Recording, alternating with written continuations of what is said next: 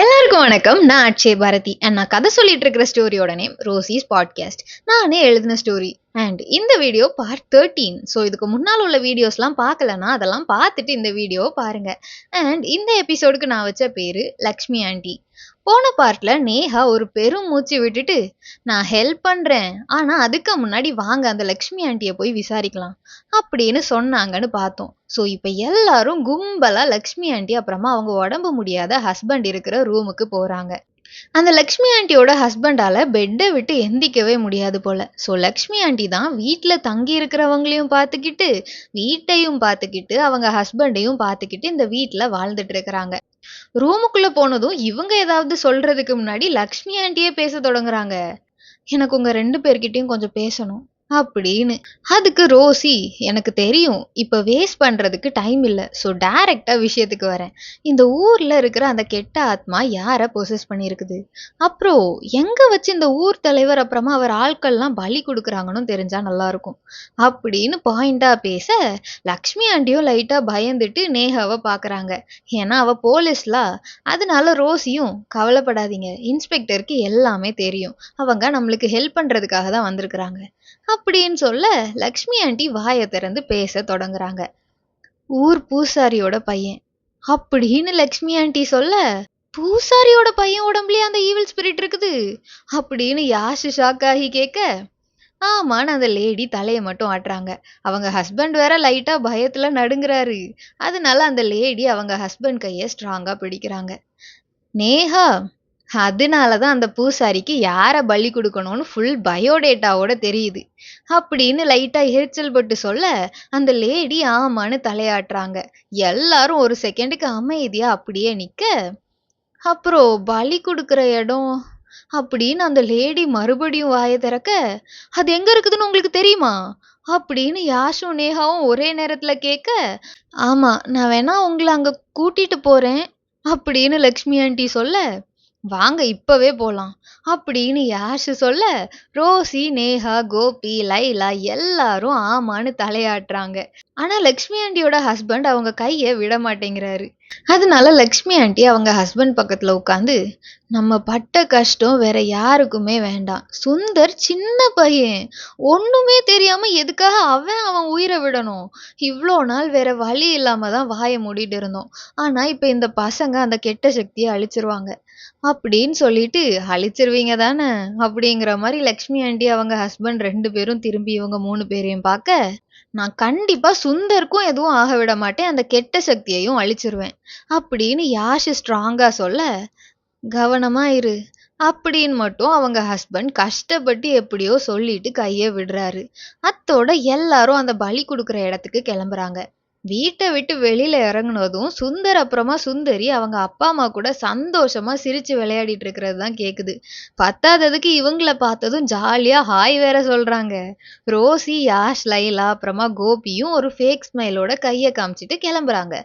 ஊர் தலைவர் வீட்டுல நடக்கிறதெல்லாம் பார்த்தா எல்லாருக்கும் இன்னும் மனசு கஷ்டமா இருக்குது. சரின்னு அமைதியா கிளம்புறாங்க. அந்த பலி கொடுக்குற இடமும் ஊர்ல இருந்து ஒதுங்கி கொஞ்சம் தள்ளியே தான் இருக்குது. அதனால இவங்க கொஞ்சம் தூரத்துக்குலாம் நடக்க வேண்டியதா தான் இருக்குது. நடந்துட்டு இருக்கும் போதே, ஆமா உங்களுக்கு எப்படி இந்த கெட்ட ஆத்மா பூசாரி பையனை தான் பொசஸ் பண்ணியிருக்குதுன்னு தெரியும்னு தெரிஞ்சுக்கலாமா அப்படின்னு ரோசி அந்த ஆன்ட்டிட்ட பொறுமையா கேட்க, எல்லாரும் அந்த ஆன்ட்டிய பாக்குறாங்க. அவங்களும் கொஞ்ச நேரம் அமைதியா இருந்துட்டு பேச தொடங்குறாங்க. ஸோ நம்ம இப்போ ஃப்ளாஷ்பேக்குள்ளே போக போகிறோம். கொஞ்சம் வருஷங்களுக்கு முன்னாடி, ஒரு 2-3 வருஷங்களுக்கு முன்னால இந்த ஈவில் ஸ்பிரிட் பொசஸ் பண்ணியிருந்த பாடி ரொம்ப வீக்கா இருந்திருக்குது அப்படின்ட்டு புது ஹோஸ்ட்டை தேடிட்டு இருந்திருக்குது. அதே நேரத்துல இந்த ஆன்ட்டி அப்புறமா அங்கிள் கூட அவங்க பையன் பைக் வாங்கி கேட்டு அரை போதையில நல்லா சண்டை போட்டிருக்கிறான். போட்டுட்டு செம கடுப்புல வீட்டை விட்டு வெளியில கிளம்பியிருக்கிறான். அப்பதான் அந்த ஈவில் ஸ்பிரிட் கண்ணில் இவன் மாட்டியிருக்கிறான். அவ்வளோ நாள் ஒரு லேடி உடம்புல வாழ்ந்துட்டு இருந்த இந்த ஈவில் ஸ்பிரிட்டும், ஹை மறுபடியும் ஆம்பளை உடம்புடா அப்படின்ட்டு இந்த ஆன்ட்டியோட பையனை பொசஸ் பண்ணியிருக்குது. கொஞ்ச நாளைக்கு அப்புறமா மறுபடியும் ஆம்பளை உடம்பு கிடைச்சிருக்குதா, இந்த ஈவில் ஸ்பிரிட்டுக்கு ஒரே குஷி. சம்மந்தமே இல்லாம இந்த அங்கிள் அப்புறமா ஆன்ட்டி கஷ்டப்பட்டு சம்பாதிக்கிற காசை வீணடிக்கிறது, குடிச்சிட்டு ஊரை சுத்துறதுன்னு என்னெல்லாமோ பண்ணிட்டு இருந்திருக்குது. இதுதான் எனக்கு சாப்பாடா வேணும் அப்படின்ட்டு இந்த ஆன்ட்டிட்ட ஆர்டர் வேற போடுது. பண்ணி குடுக்கலன்னா குடிச்சிட்டு வந்து பிரச்சனை பண்றது வேற. பத்தாததுக்கு அந்த அங்கிளையும் ஆன்ட்டியையும் இது சுத்தமா மதிக்காம சுத்திட்டு இருக்குது. இவங்களான்னு இல்ல, யாரையுமே இது மதிக்கல. ஊர்க்காரங்கெல்லாம் உன் பையன் ரொம்ப மோசம் அப்படின்ட்டு இந்த ஆன்ட்டி அப்புறமா அங்கிள்கிட்ட ஒரே கம்ப்ளைண்ட். இவங்களுக்கும் இவங்க பையன் வேற யாரோ மாதிரி நடந்துக்கிறான் அப்படின்ற மாதிரி தான் இருக்குது.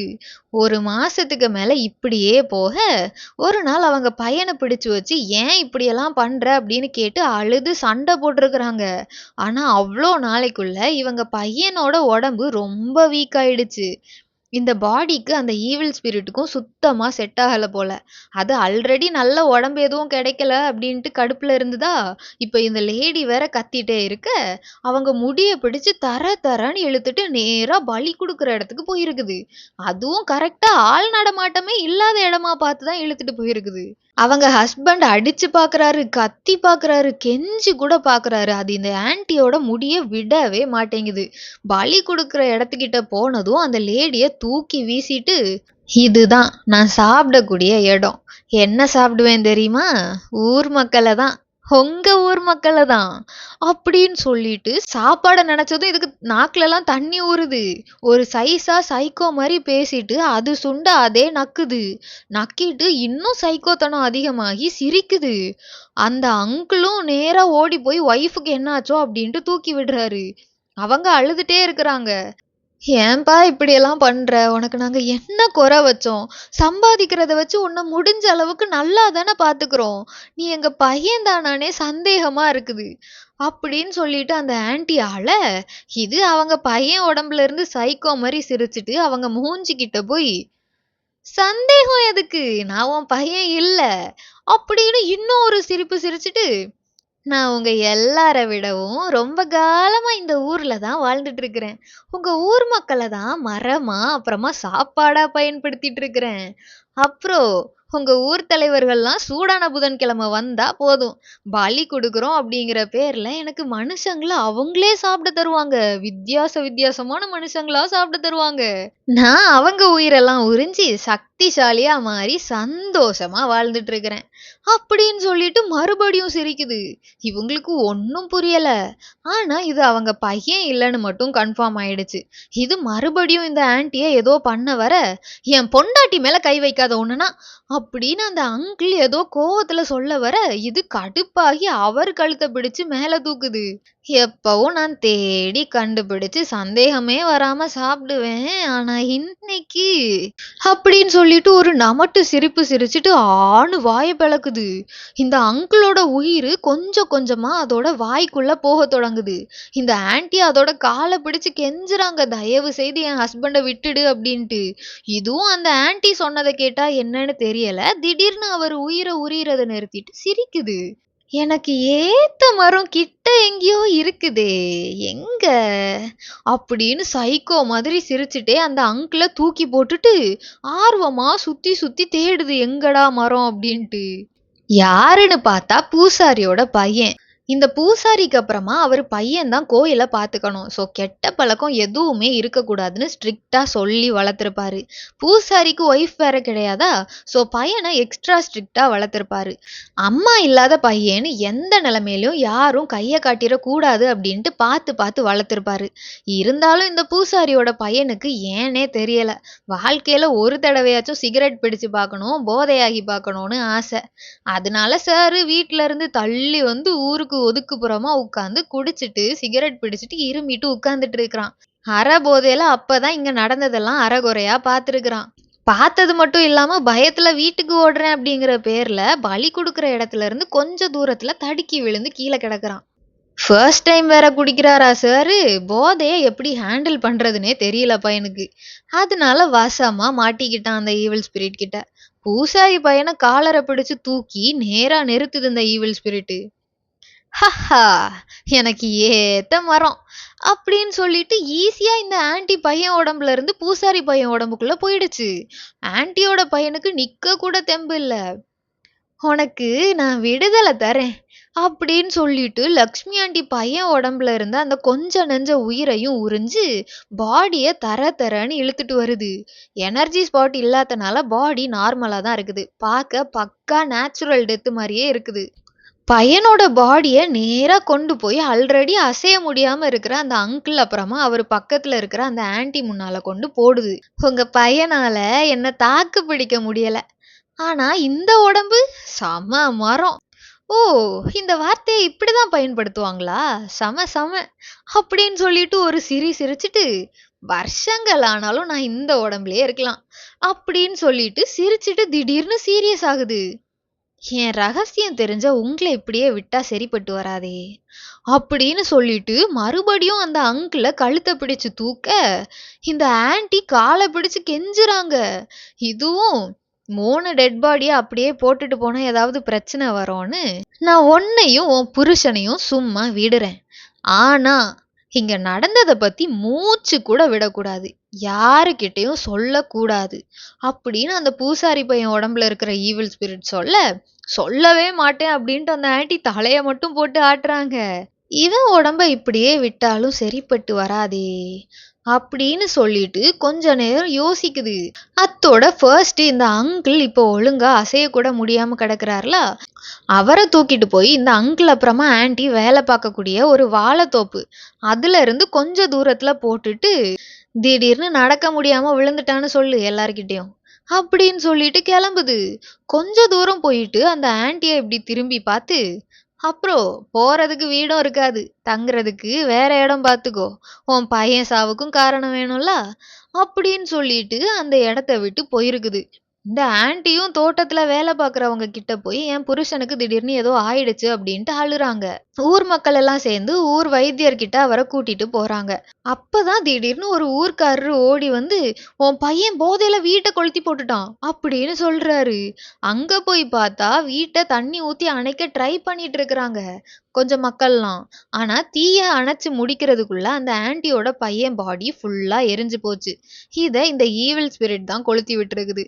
அதுக்கப்புறம் தான் ஊர் தலைவர் ஆல்ரெடி சுத்தி பார்க்க வர்ற வெளியூர் மக்கள்லாம் தங்குற மாதிரி அவர் வீடு இருக்கிற அந்த காம்பவுண்டுக்குள்ளேயே இப்ப ரோசி அப்புறமா யாஷ் தங்கி இருக்கிற அந்த வீட்டை ரெடி பண்ணிட்டு இருந்திருப்பாரு. ஸோ அங்க இவங்கள தங்க வச்சு அந்த வீட்டை அப்புறமா அங்க தங்குறவங்கள பாத்துக்க சொல்லி சொல்லியிருப்பாரு. பிளஸ் உடம்பு முடியாம இருக்கிறனால அந்த அங்கிளையும் ஏதாவது ஒண்ணுனா ஹாஸ்பிட்டலுக்கு கூட்டிட்டு போறதுக்கும் கிட்டேயே ஆள் இருக்கும்ல. அப்படிதான் இந்த ஆன்ட்டி அப்புறமா அங்கிள் ரோசி அப்புறமா யாஷ் இப்ப தங்கி இருக்கிற அந்த வீட்டுல இருக்கிறாங்க. எல்லாத்தையும் கேட்டு முடிச்ச யாஷ் நேஹா அப்புறமா ரோசிக்கு என்ன சொல்லனே தெரியல. கவலைப்படாதீங்க, நாங்க இனிமேல் இப்படிதான் வாழ்ந்தாகணும்னு ஆகி போச்சு. ஆனா இப்பதான் நீங்க இருக்கீங்கல்ல, சுந்தர மட்டும் எப்படியாவது தயவு செய்து காப்பாத்துங்க அப்படின்னு யாஷ் கைய பிடிச்ச அந்த ஆன்ட்டி சொல்ல, யாஷும் சரின்ட்டு தலைய மட்டும் ஆட்டுறான். அத்தோட பலி கொடுக்குற ஸ்பாட்ல போய் பார்த்துட்டு மறுபடியும் வீட்டுக்கு வராங்க எல்லாரும். டைம் ஆனனால அந்த ஆன்ட்டி அவங்க ஹஸ்பண்ட் கிட்ட போய் நடந்ததெல்லாம் சொல்லிட்டு லஞ்ச் ரெடி பண்ண போறாங்க. ரோசி அப்படியே அமைதியா அவ ரூமுக்குள்ள போறா.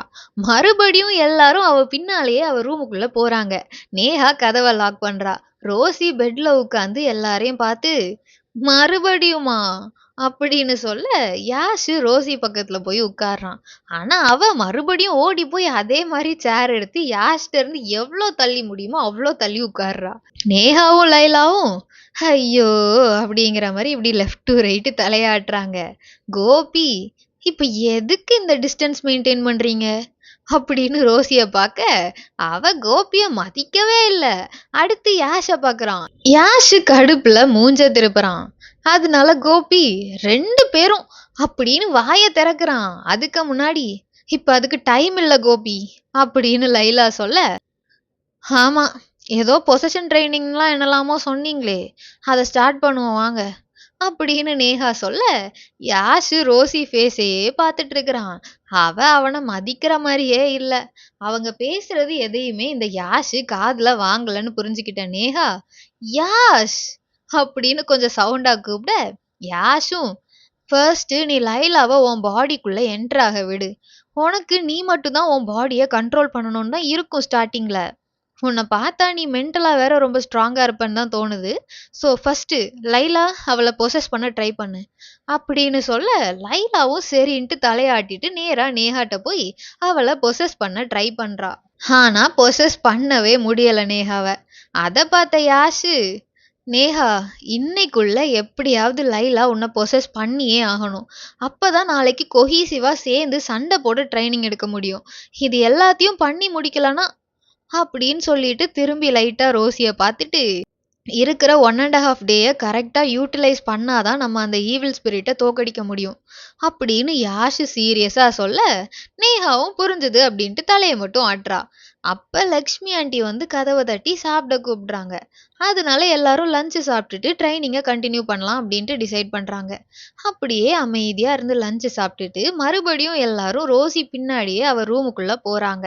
ஆனா நான் கொஞ்ச நாளா ஒழுங்கா தூங்கவே இல்ல. ஸோ டயர்டா இருக்குது. எப்படியும் எனக்கு எந்த வேலையும் இல்ல. ஸோ நான் கொஞ்சம் ரெஸ்ட் எடுக்கிறேன் அப்படின்னு சொல்ல, இருந்தாலும் யாஷ் நேரா ரோசி ரூம்குள்ள போறான். ரோசியும் இவன் ஏன்டா உள்ள போறான் அப்படிங்கிற மாதிரி பார்க்க, அவன் போய் நேரா அந்த சேஃப்டி சர்க்கிள் முன்னால உட்கார்றான். ரோசி, லைலா இப்ப எனக்கும் அதை எப்படி ஆக்டிவேட் பண்ணணும்னு தெரியும். ஸோ அவனை கூட்டிட்டு போ அப்படின்னு சொல்ல, யாஷு, லைலா உனக்கே தெரியும் அவ ஒழுங்கா ஸ்பெல்ல போட்டு இந்த சேஃப்டி சர்க்கிளை ஆக்டிவேட் பண்ணலனா என்ன நடக்கும்னு. ஸோ கொஞ்ச நேரம் அவளை சும்மா இருக்க சொல்லு அப்படின்னு சொல்ல, லைலாவும் ஆமா அப்படின்ட்டு தலையாட்டுறா. இவங்க 2 பேருக்கும் என்ன பிரச்சனைனே எனக்கு புரியல அப்படின்னு கோபி தலையில கை வைக்க, நேஹா அமைதியா பார்த்துட்டே இருக்கிறா. அத்தோட யாஷ் ஸ்பெல்லு போட்டு சேஃப்டி சர்க்கிளை ஆக்டிவேட் பண்ணிட்டு ரோசி ரூம்ல இருந்து கிளம்பிட்டான். ரோசியும் போய் பெட்ல படுத்துட்டு சுத்திட்டே இருக்கிற ஃபேனை பார்த்துட்டே படுத்திருக்கிறா. அப்ப அவ அம்மா ஃபோன் பண்ணி எப்ப வீட்டுக்கு வருவ, நல்லா தானே இருக்கிற அப்படின்லாம் விசாரிக்கிறாங்க. அவளும் பேசி முடிச்சுட்டு கொஞ்ச நேரம் தூங்குறா. அதே நேரத்துல யாஷ் ரூம்ல இன்னும் லைலா நேஹாவை பொசஸ் பண்ண ட்ரை பண்ணிட்டே இருக்கிறா. முடியல. ரொம்ப நேரமா ட்ரை பண்றா. வெளியில இருட்டவே தொடங்கிடுச்சு. யாஷு எல்லா விஷயங்களையும் போட்டு யோசிச்சுட்டே பெட்ல சைட்வேஸ்ல படுத்துட்டு இருக்கிறான். நேஹாவோட ட்ரைனிங்கை பார்த்துட்டே படுத்துருக்கிறான். ரொம்ப நேரமா ஒரு இம்ப்ரூவ்மெண்ட்டும் இல்லாம இருக்கிறத பார்த்த கோபி, நேஹா நீ எங்களை நம்புறியா இல்லையா? நீ எங்களை சுத்தமா நம்பலன்னு நினைக்கிறேன். எங்களுக்கு இப்ப நிஜமாவே உன் ஹெல்ப் ரொம்ப ரொம்ப இம்பார்ட்டன்ட் அப்படின்னு லைட்டா எரிச்சலாகி கொஞ்சம் சவுண்டை ஏத்தி பேச, நான் உன்னை நம்பல, அது சரிதான். ஆனா இதோ இவளை நம்ப தான் செய்யறேன். உங்க குரூப்லயே அவ மட்டும்தான் நார்மலா இருக்கிறா. அப்புறம் நான் ஒன்னும் டெய்லி அப்படின்னு நேஹா பேசிட்டு இருக்கும் போதே டக்குன்னு லைலா நேஹா உடம்புக்குள்ள போயிட்டா. அவளுக்கு ஏதோ எக்ஸ்ட்ரா பவர் கிடைச்ச மாதிரி இருக்குது நேஹாக்கு. அவ என்ன பொசஸ் பண்ணிட்டா, இப்ப நான் என்ன பண்றது அப்படின்னு நேஹா கேட்க, ஆக்சுவலி நேஹா இப்ப பெட் பக்கத்துல இருக்கிற அந்த டேபிள்ல இருந்து கொஞ்சம் டிஸ்டன்ஸ்ல தான் நிக்கிறா. யாஷு, நடந்து போய் அந்த டேபிள்ல இருக்கிற வாட்டர் பாட்டிலை எடுத்து அதை ஓபன் பண்ணு அப்படின்னு சொல்ல, இதெல்லாம் ஒரு ட்ரைனிங்கா அப்படின்னு நேஹா கேட்க, சொன்னதை ஃபர்ஸ்ட் பண்ணி காமிங்க இன்ஸ்பெக்டர் மேடம் அப்படின்னு கோபி நக்கலா சிரிச்சுட்டே சொல்ல, நேஹாவும் இவனுங்க ஏன்டா ஒரு பாட்டில திறக்கிறதுக்கு இவ்வளோ ஓவரா பேசுறானுங்க அப்படின்னு யோசிச்சுட்டே நடந்து டேபிள் கிட்ட போக ட்ரை பண்றா. ஆனா முடியவே இல்லை அவளால. நாங்க சும்மா ஓவர் சீன் போடுறோம்னு தானே நினைச்சிருப்ப. யாஷோட வேலை அவ்வளோலாம் ஈஸி இல்ல. ட்ரை பண்ணு அப்படின்னு கோபி ஃபன் பண்ணிட்டு இருக்கிறான். லைலாவும் நேஹா பாடியில இருந்தே நேஹாட்ட பேசுறா. நேஹா ஃபர்ஸ்ட் காம் ஆகு. மூச்சை நல்லா இழுத்து விடு. ஸ்ட்ரெஸ் பண்ணா முடியிற வேலை கிடையாது இது அப்படின்னு லைலா சொல்ல, நேஹாவும் மூச்சை இழுத்து விட்டு காம் ஆகுறா. காம் ஆகிட்டியா அப்படின்னு லைலா கேட்க, நேஹாவும் ஆமான்னு தலையாட்டுறா. கோபிக்கு ஒரே என்டர்டெயின்மெண்டா இருக்குது. இவ்வளோ நேரம் கெத்தா சுத்திட்டு இருந்த நேஹா கஷ்டப்படுறத பார்த்துட்டு யாஷ் அப்படியே பெட்ல படுத்து யோசிச்சு தூங்கவே செஞ்சுட்டான். லைலா இப்ப பொறுமையா லெஃப்ட் லெக்க ஃப்ரண்ட்ல எடுத்து வை அப்படின்னு சொல்ல, எப்படியோ நேஹாவும் கொஞ்ச நேரமா ட்ரை பண்ணி லைலா கூட கோஆர்டினேட் பண்ணி லெஃப்ட் லெக்க ஃப்ரண்ட்ல எடுத்து வைக்கிறா.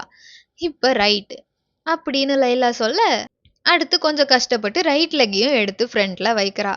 இப்படியே எப்படியோ 3-4 அடியில இருந்த அந்த டேபிள் கிட்ட ஏதோ மலை ஏறின எஃபர்ட் போட்டு போய் சேர்றா நேஹா. டேபிள் கிட்ட போனதும் நேஹா பெருமையா ஸ்மைல் பண்றா. அது பொறுக்கலே அந்த கோபிக்கு. ஹை இன்ஸ்பெக்டர் மேடம், அதுக்குள்ள சிரிச்சா எப்படி? காலு ஓகே, இனி கையு பாட்டில திறக்கணும் ஞாபகம் இருக்குதா அப்படின்னு நக்கலா கேட்க, நேஹா முறைக்கிறா.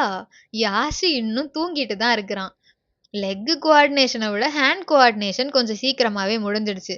பட் பாட்டில திறந்தது தான் உண்டு. நேஹாக்கு அப்படி ஒரு டயர்டு. ஸோ லைலா நேஹா உடம்புல இருந்து வெளியில வர, கோபி செம்ம ஒர்க் அவுட் போல அப்படின்னு கலாய்க்க, நேஹா அவனை கண்டுக்காம கொஞ்சம் தண்ணி குடிச்சிட்டு யாஷ் கிட்ட இருந்து ரொம்ப தள்ளி தான் நேஹாவும் டயர்ட்ல படுத்துக்கிறா. கொஞ்ச நேரத்துல ரோசியும் கதவை திறந்துட்டு யாஷ் ரூமுக்குள்ள வர, அவ வருவான்னு தான் கதவை லாக் பண்ணாம வச்சிருந்தாங்க. ரோசியும் உள்ள வந்து யாஷ் தூங்குறதையும் பாக்குறா, நேஹா பக்கத்துல டயர்ட்ல படுத்திருக்கிறதையும் பாக்குறா. சேர்ல உட்காரலான்னு போகும்போது அதுல ஒரு டவல் கிடக்குது. சோ அந்த டவலை எடுத்து யாஷ் மூஞ்சிலேயே தூக்கி அடிச்சுட்டு சேர்ல உட்கார்றா ரோசி. யாஷும் என்ன ஆச்சுன்னு கன்ஃபியூஷன்ல எந்திரிச்சு உட்காந்து அரை உறக்கத்துல ஃபேஸ்ல இருக்கிற அந்த டவலை அப்படி எடுக்கிறான். அத பார்த்த ரோசி, யாஷ் பார்க்க கியூட்டா இருக்கிறனால சிரிக்கிறா. யாஷ் பார்க்கறான், இவ எதுக்கு கோவப்படுறா, இப்ப எதுக்கு சிரிக்கிறான்னு ஒண்ணும் புரியாம. முடி வேற கலைஞ்சிருக்குதா யாஷுக்கு, அத பார்த்து இன்னும் சிரிக்கிறா ரோசி.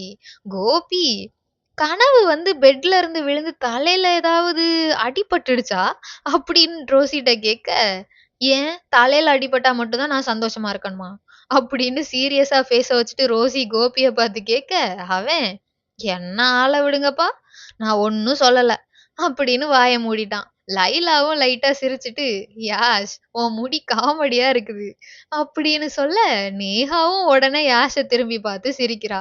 யாஷ் முடிய சரி பண்றான். அப்ப ரோசி பேச தொடங்குறா. நான் நல்லா யோசிச்சு பார்த்தேன். நம்ம 3 பேரால சுந்தர பலி கொடுக்க வேண்டாம் அப்படின்னு சொல்லி ஊர் தலைவர் அப்புறமா அவர் ஒய்ஃப சம்மதிக்க வைக்க முடியும்னு நினைக்கிறீங்களா அப்படின்னு ரோசி கேட்க, நேஹா வாய்ப்பே இல்ல. பையன்னு கூட பார்க்காம அவனை பலி கொடுக்க ரெடியானவங்க அவங்க. நம்மளுக்கெல்லாம் இந்த ஊர்ல நடக்கிறது தெரியும்னு லைட்டா புரிஞ்சுக்கிட்டாலே அவ்வளோதான். எங்கேயாவது அடைச்சு வச்சிருவாங்க. ஸோ நோ, வாய்ப்பே இல்ல அப்படின்னு சொல்ல, ரோசி சோகமாகி, அவங்க புரிஞ்சுக்கிட்டா சுந்தர இதுல இன்வால்வ் பண்ண வேண்டிய அவசியமே இல்ல. பிளஸ் சுந்தர் இன்வால்வ் ஆனா உங்களுக்கும் எக்ஸ்ட்ரா ஒர்க்கு. ஈவில் ஸ்பிரிட் கிட்டயும் சண்டை போடணும், மயங்கி இருக்கிற சுந்தரையும் பத்திரமா காப்பாத்தணும் அப்படின்னு ரோசி சொல்ல, இவ்ளோ பிரச்சனைகள் இருக்கிறனால தான் அந்த சுந்தரோட பாட்டி ஊர் தலைவர்கிட்ட கவனமா இருக்க சொன்னாங்க போல அப்படின்னு லைலாவும் சொல்றா. ரூமே அமைதியாயிடுச்சு. உங்க வாய கொஞ்சம் மூடுங்க. இந்த எபிசோடுக்கு அவ்வளோதான். ஸ்டோரி எப்படி போகுதுன்னு மறக்காம கமெண்ட் பண்ணுங்க. அப்புறம் இன்னும் சப்ஸ்கிரைப் பண்ணலனா மறக்காம சப்ஸ்கிரைப் பண்ணிருங்க. அண்ட் நெக்ஸ்ட் வீடியோல சந்திக்கும் வரை பாய்.